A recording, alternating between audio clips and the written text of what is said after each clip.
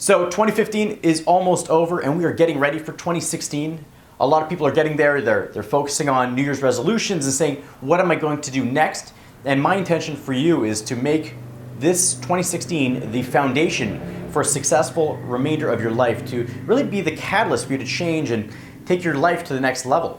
So one area that we have to focus on, and this is the absolute most important area, it's self-awareness. So when we're talking about self-awareness, why this is important is because so much of what we do is just out of habits. It's out of our conditioned behavior. So we're going, and again, this is how we're building positive habits, but also this is how people hold themselves back. They self-sabotage. So self-awareness comes in, it's bringing it awareness to how am I holding myself back? What areas or habits am I doing that are leading me away from the ideal life that I know that's possible with inside? So for myself, why this has been such a turn for me, and I've been self-aware for a while, but really kicking it up into a very hyper-aware state has been recently. 2 months ago, I started a weight loss program. I was on vacation in Thailand, and I had the pictures that were being put up there. I looked at my pictures. I'm like, wow, like I was not in the shape that I felt I wanted to be in. And again, we're all on different levels of that, and we're all at different states. But for myself, I saw those pictures, and it wasn't a state of like, oh, I hate myself and all this stuff. I just looked at it and said, I'm a bit chubbier than I'd like to be. I'd like to trim down a bit and just get healthier. So fast forward a couple months, and I met a coach, a trainer who specializes in fat loss, and I signed up for a 6-week program. And this required, first of all, a very strict diet, an exercise regimen, and it was just a complete change from what I was doing previously, especially around the diet. Now, what came up though, where the self-awareness comes in, is I would go see him twice a week, and when I showed up, what I noticed is that I'd be telling him like, hey George, I stayed on the program. And he's like, okay, good. And then the next session I show up and I'm like, hey, I didn't cheat this week. And he's like, okay, good. And I kept doing this. And 2 weeks into it, he asked me, he's like, Lucas, why do you keep telling me that you didn't cheat? Like, why would you cheat? You want to get results. You want to get in better shape. You want to get healthier. Of course you're not going to cheat.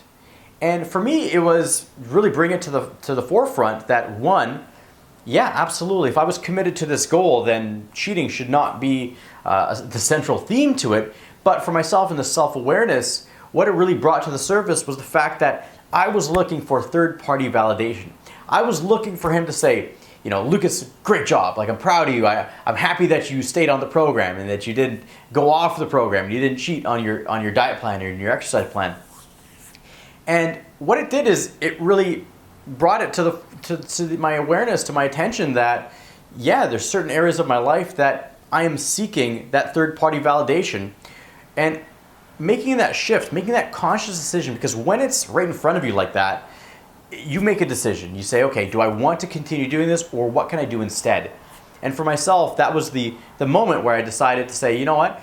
I'm going to make my decisions based on, is this something that I truly want to do? And that's led to a number of changes in my life, both business and personal, where it's saying, am I doing this because I want to actually do this, or am I doing it because of the reaction that other people are going to get? If I put this video on YouTube, or is this going to be publicly visible and I'll be getting that rewards? So it's been shifting it to really get more in alignment with my values, to say, am I doing this? And also doing this, every action that I do has to be in alignment with what I truly want to do. And it just becomes, it makes decisions a lot easier, because it comes down to saying, is this congruent with who I am? But also, is this in alignment with my values? So for you, this is my intention. We have a couple weeks left in 2015. Get self-aware, look into this, go quiet, go inside, and ask yourself and look for ways that you are perhaps self-sabotaging, or you're holding yourself back, patterns, habits that keep coming up. Ask people close to you, is there something that you see that I continuously do? Do you notice a pattern that I self-sabotage in a certain way? Ask people around you, because we become blind to our own selves. And I know I'm guilty of this as well, and we all are to a certain degree. We have biases, we have a certain filter, a lens that we will justify our actions based on keeping congruent with our beliefs, and having other people give you that feedback, it opens it up and it gives you a perspective. It gives you that outside perspective, but you have to prime them. Tell them that, look, I'm not going to be offended if you tell me something that's hurtful, because as a leader, for you moving forward and making 2016 your banner year, you have to look at it as a little bit of discomfort is going to lead to a lifetime of pleasure, of success. And that's what you want.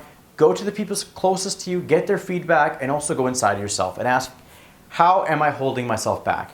When that comes to the forefront and you get that self-awareness, then make decisions from that. And this is personalized to you, but this is something that I truly hope that you take action on, because self-awareness is the absolute key to moving forward and living your life at the highest levels of happiness, of pleasure, and of success. So with that, I wish you an amazing end to this year, and most importantly, setting up 2016 to be your best year ever.